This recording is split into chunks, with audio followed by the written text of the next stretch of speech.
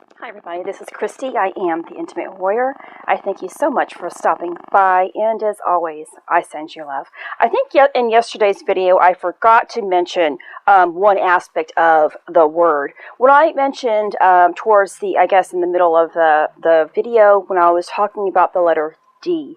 The letter D signifies the doorway, which is the opening part of it, or you can say the doorbell or the locking mechanism.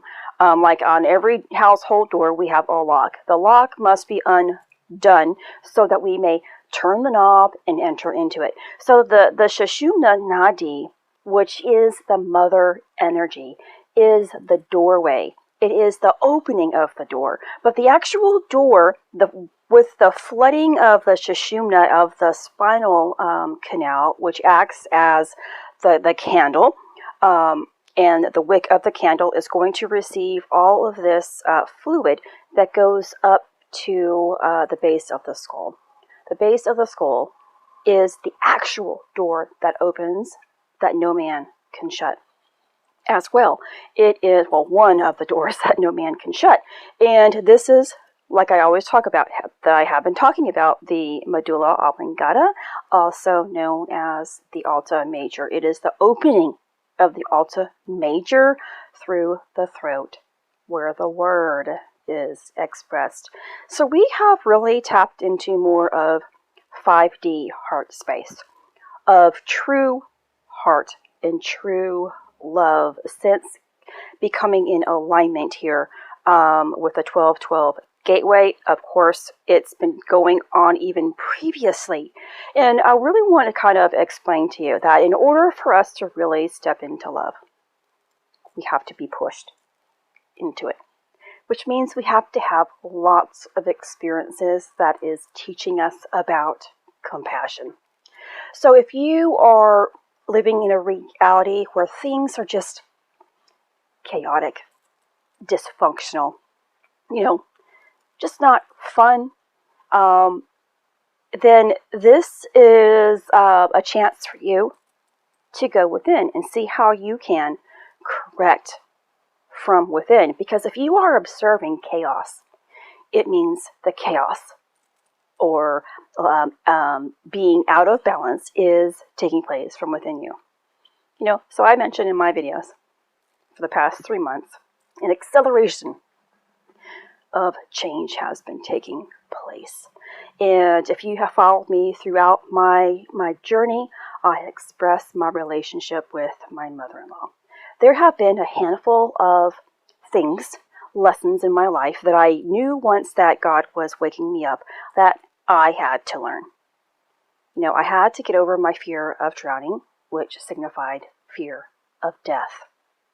I had to get over my fear of lacking, which, can move throughout all types of scenarios within your life, like not being worthy of money or anything else.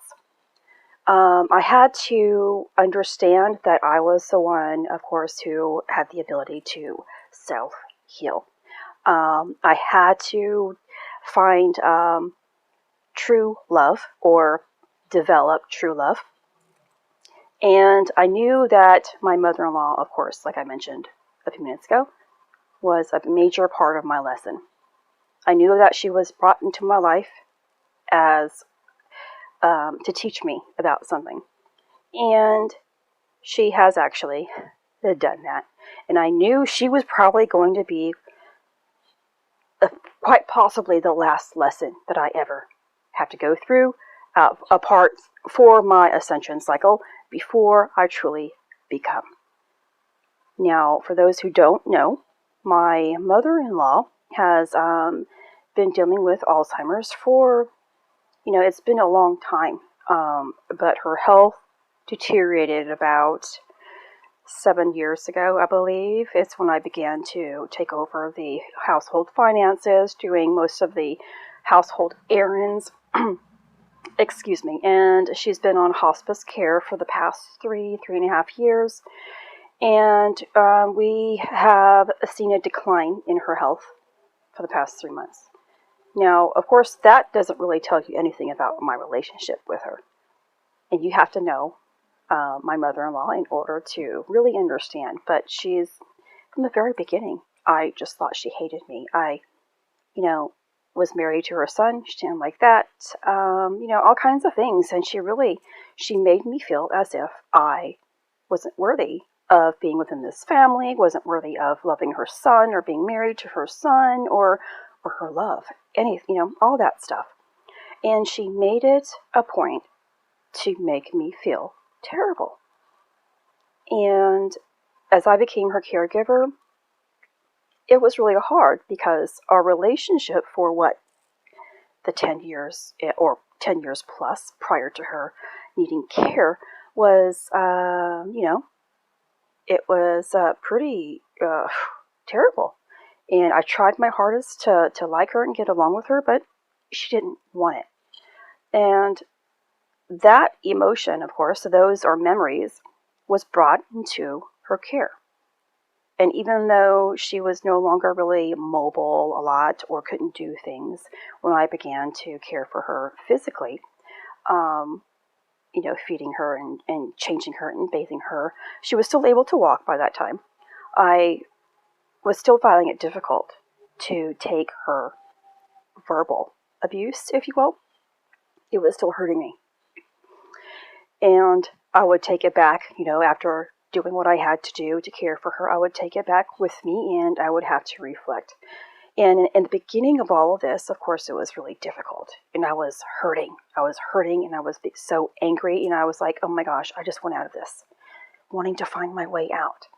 And of course, God was always reminding me, that is not love.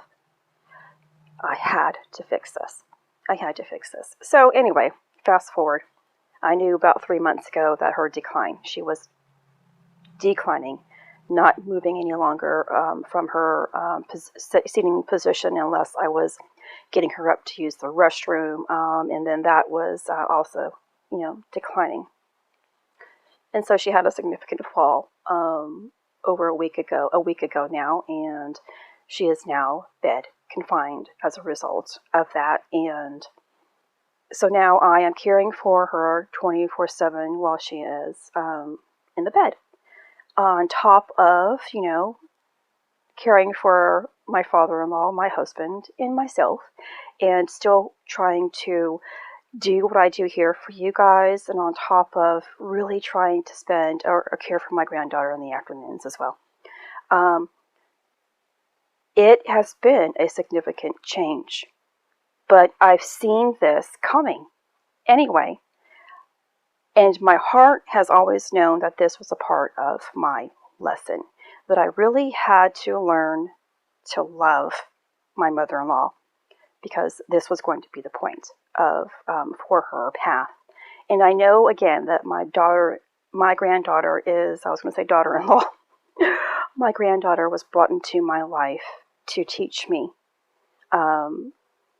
properly how to care for my mother-in-law. So this little child is teaching me how to love my mother-in-law, because my mother-in-law is now going back to her childlike self.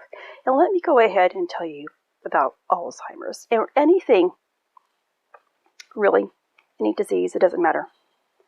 There's only so much, again, that we can do.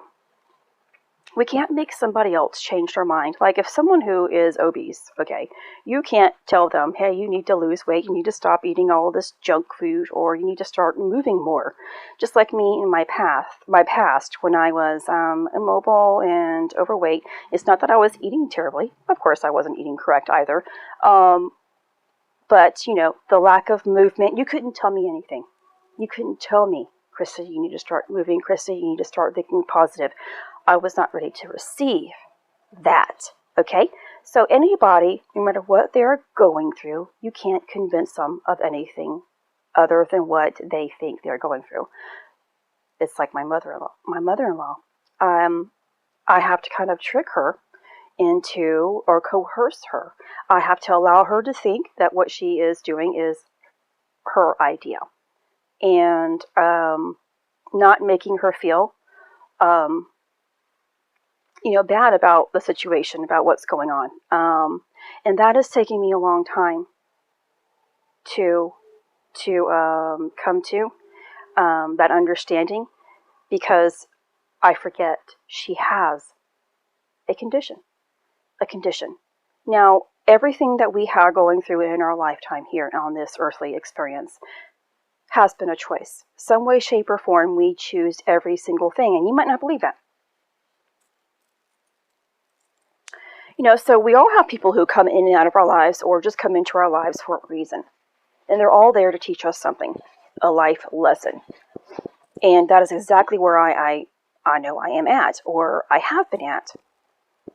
And the people in your life is a life lesson for you. And if you are avoiding it, then you're really denying yourself an important part of your ascension cycle. Now, this is something I want you to kind of think about, because some people contact me throughout my time frame of caring for my mother-in-law, trying to tell me how to heal Alzheimer's or heal things. Again, I can love an individual, but I can't change their mind. Even if I did every single thing in my power to try to cure her disease, her mind has to come to the conclusion that she wants it. Excuse me, my voice is going in and out. But I want you to think of it like this, because I know she is a part of my path. And there are some people, though, who choose to ascend like Christ. He chose to stop living in earthly experience and ascend onward back to the source. And then, of course, there are those now who are given the opportunity to ascend while still in physical form.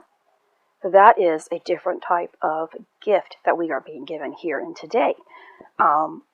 Excuse me, and that is what many of us are doing, so we can help people here who are living in a different type of experience or way.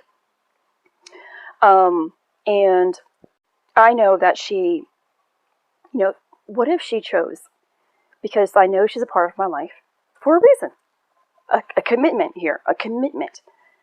If she has chosen to, we don't know what anybody is going through. We don't know if the other person is actually going through an ascension cycle. We can only assume that certain people are and certain people aren't, because we think we know we're in love, we're in the alignment with love and with source, and it should be this way and that. That is where the problem comes into play. When you think you know it. Another person can be going through an ascension cycle, but can be doing it within discretion. And that person's purpose is to trigger you, or to make you see your own reflection. So I try to put that into my scenario with my mother-in-law, or with anybody really. Are they here to push me into my higher self? Are they acting this way on purpose to push me into my higher self? And that helps me in my life. And so I just wanted to share that type of perspective, and I hope it helps.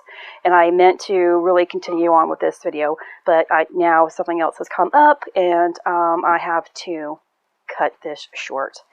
My mother-in-law is getting some more equipment sent here.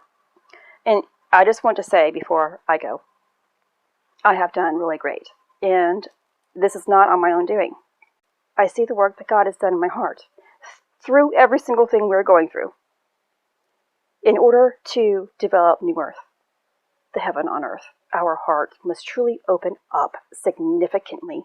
It should burst almost open into flames, this beautiful flame that makes you just want to love. When she came home from the hospital, I instantly went into play. I instantly began to move with love. And I see how I'm treating her so much better. I'm loving her. I'm loving her the way she's supposed to be loved. And which I know that for myself. I know why we come here, and I know that this temple of ours, our physical form, is temporary. I know that it's temporary. And yet I have not had the experience of anyone dying during this my ascension cycle, where it can test me to see if I truly believe that we are still alive, we are still living, and so this is going to be a testament of everything that God has taught me, that, our spirit is eternal and our body is just the vessel that we move around in here. I have taught myself, I am trying to really teach myself to love so much unconditionally and do everything within my power without depleting myself.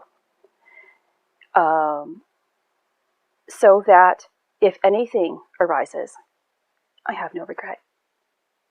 That's the reason why we are supposed to love. To have no regrets. To know in our heart, our mind, and everything that we do, we have done everything within our own power and has done it with truth. So I hope this video helps you out today, and I'm sorry I couldn't really give you much of energetic update, but to be in alignment with love, with what is going on here, it is the return of light. It is the return of our God source, and it's a beautiful thing. You're probably feeling it, but you might be feeling less than love. The feeling of less than love is the opportunity for you to feel full flesh love.